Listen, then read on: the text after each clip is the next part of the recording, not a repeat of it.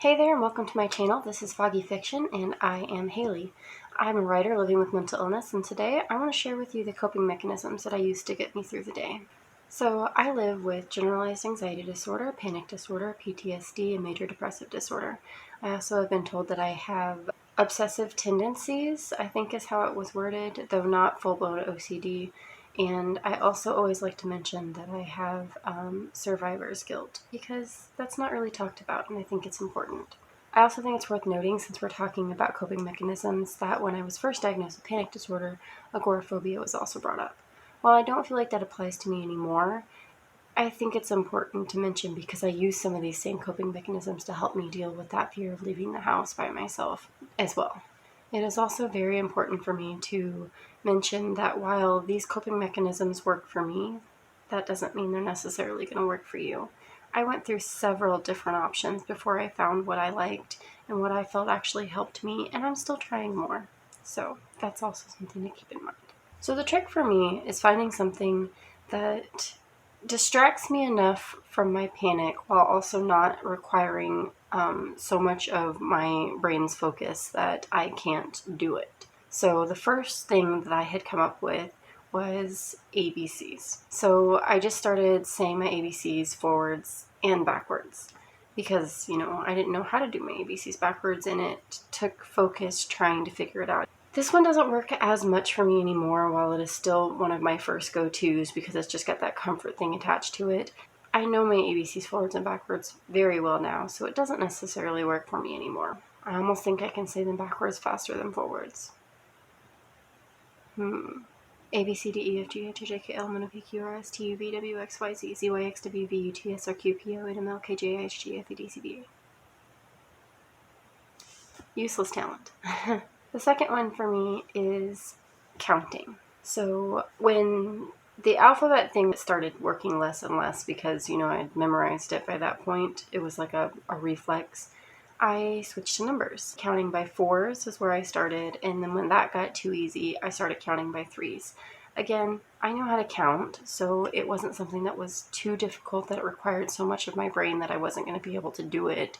But it required enough focus that it distracted me from the panic or whatever it was that I was panicking about. But kind of like the ABCs, at this point it's a bit of muscle memory, so it doesn't work as well as it used to. Between the two, I'm going to pick the alphabet before I pick the numbers. That might be because I'm a writer and I lean more towards letters than numbers anyway, but I don't know. My third option is actually my favorite. Though the alphabet is my go-to, I find that this one is much more helpful than any of the other ones I've tried. And I think my sister-in-law is the one who suggested this one to me. So it's lists. I already have a thing about lists. I love to make lists. I'm the type of person who I like to know my top 3 favorites of basically any given thing. And if you ask me something, my top 3, and I don't know it, I'm gonna figure it out because I just like that. I think it's a cool thing. So I incorporated that into helping myself cope. They're always alphabetical lists, and I just pick random things like my favorite movies, my favorite TV shows, favorite books, favorite characters, favorite video games. Lately, I've been doing just anything related to my current writing project, starting with A, the first thing that comes to mind, Anna. She's a character in my current story. B, brain injury. There is a brain injury in my current story. C, car accident. There's a car accident in my current story. So I just go through and do that. And I especially have trouble getting to sleep at night. I don't like being alone with my own thoughts, unless they're like writing thoughts, but my mind likes to go to those dark places at night that I don't like to think about, so I do my list, and that's how I get to sleep. Usually by the time I make it to like G or so, I'm asleep. So I'd say it does help me, especially. It's my favorite, and I love it. If I do make it to Z, I start another list.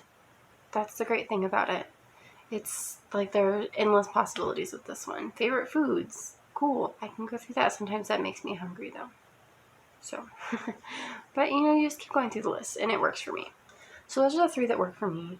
I also recently started doing EMDR with my therapist, And I learned to do the positive spiral and the safe room mind palace type coping mechanisms as well. I'm not going to explain those because they're ones that I do with my therapist, though she did tell me I could do them outside of her therapy. But they're very new to me, so I don't want to explain them wrong or anything like that. But I'm sure you can Google them and find them. I like them too, but so far I haven't really used them much outside of therapy. But yeah, anyway, I hope that you can find something from this that might help you or maybe encourage you to look for other options that would work for you. If you have any suggestions that I did not mention, please leave them in the comments. I am always looking for more ways to put the battle with my mind in my favor. Like this video if you enjoyed it so I know what kind of videos you want to keep seeing, and subscribe if you're interested in continuing to watch my very clumsy journey as a writer living with mental illness. Enjoy the happy moments.